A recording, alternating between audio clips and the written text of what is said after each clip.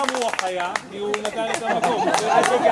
אף אחד לא הצליח פיננסית מי יודע מה, אז אני נתן את המקום. עכשיו, שרית ואני נדחפנו. זאת האמת, בסדר? עכשיו ככה, קודם כל באמת תודה לעמי ולרותי ושרית, ותודה למורים שבאו, זה מאוד משמח אותנו. שושנה וחיותה וחנה ואהרון. אני רוצה להגיד רק דבר אחד, אהרון, המזרון של הקפיצה לגובה שנפל לנו במכבייה, אצלנו בבית. אתם חייבים לשמוע את הסיפור הזה. סליחה. אמרו לי להביא את המזרון הזה של הקפיצה לגובה לאצטדיון. אז אני מזמין מסעי, שמנו אותו על הגג. וכל הספורטאים יושבים בפנים, אנחנו מגיעים, אני אומר לשנייה, תעלו למעלה, נוריד את המזרון. שניים עולים למעלה, מורה, אין מזרון! זה מזרון ענק, איך זה? נפל לנו בדרך. אצלנו בבית. צדקה. דרך אגב, מיכה וגילי ארגנו לנו פירמידה בסוף ה... עם מוזיקה של מערבונים. זה לא מערבונים, זה הצלליות. קצת ברצינות. מה? בקשר למורה שגנבתם ממנו מזרון. אוקיי. שתדעו לכם שאתם מדברים עכשיו עם יקיר החינוך הגופני.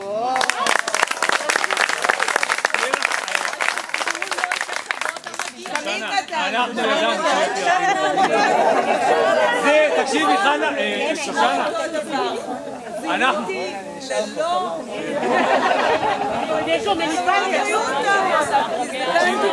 שושנה, אנחנו ידענו שהוא יקיר החינוך הגופני, אבל זה שהוא לא נתן לי להדליק את הלפיד לא יישכח.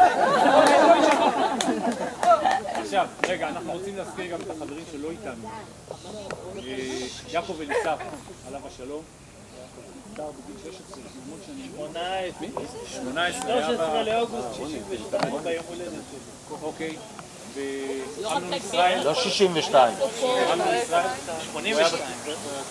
לא, 80. 13 לאוגוסט. וכמובן ניר אוסדור.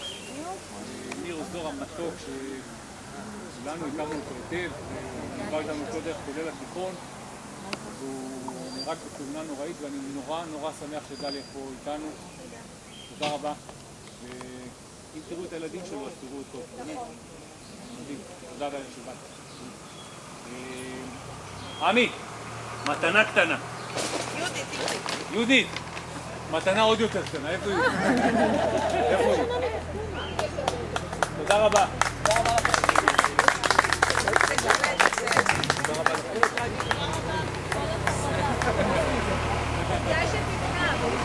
שוקלים, טוב שלא הבאת לו פרחים. שוקלים, כן.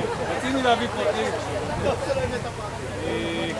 חבר'ה, עכשיו אם יש מישהו שרוצה להגיד משהו, בא לו לסגור איזה מעגל, איזה מצוקה שליוותה אותו בגלל חנה או שושנה או חיותה או מה שאתה, זה הזמן, לא תהיה עוד הזדמנות, אני אומר לכם. חבר'ה, יש מישהו שרוצה להגיד. שידברו על הטראומות. אני שושנה בכיתה ה' יצא לי באמצע השיעור, העולם המופלא, הסתכלתי החרימה לי עד סוף היום ולא סלחתי לה הרבה זמן. קיבלתי רב בהתנהגות. בטח את התמונה של אפולו. גדולה, שוחק. טוב שזה. אני יש לי משהו. קדימה כפרה, תגיד, הגיע הזמן באמת.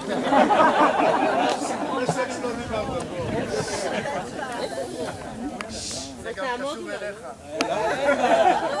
אל תגיד עכשיו. פעם שברתי חלון פעם אחת? רגע, לאט לאט, פעם ראשונה הוא מספר. אל תתחיל, לא כדאי לך. לא, הוא מדבר על זה שלפעם שגילו את זה.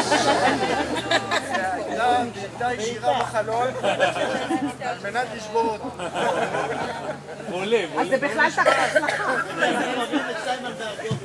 אז כל הכיתה עשו מקביל לקנות חלון. אני ראיתי אצל השכנים שהיה להם חלון.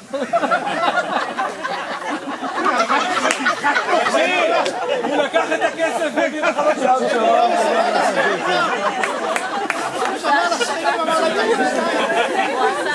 היינו בסדר, קודם אספנו כסף, אחר כך הלך לחלון. לקחתי להם את החלון, הבאתי את דוד שלי שהיה לו את המכשיר המיוחד הזה שפותח את החלון, הוא הרכיב את החלון. ואתה לקחת את הכסף.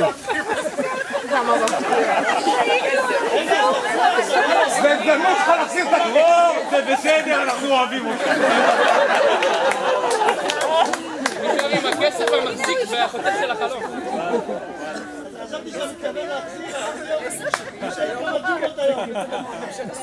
anyway, עוד מישהו רבותיי? כן, לי ולשביט יש וידוי. זה הזמן. מסתבר ששתינו הולכות עם איזשהו אבן בלב. עד פה נדבר איתו? אז היה לנו ילדות מאוד קשה, ומפה שביט המיקרופון עובר אלייך, את מספרת את זה. אני דברים כאלה לא מספרת יותר. קודם כל אני יושבת קרוב לבית, זרקו אותי מכאן בבר כזה. לא.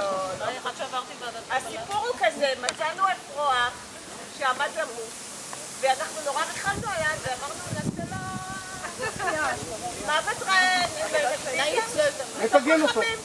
והטבענו אותו, ניסינו להגביא אותו בשלולית. עברו ימים והוא לא נורמלי.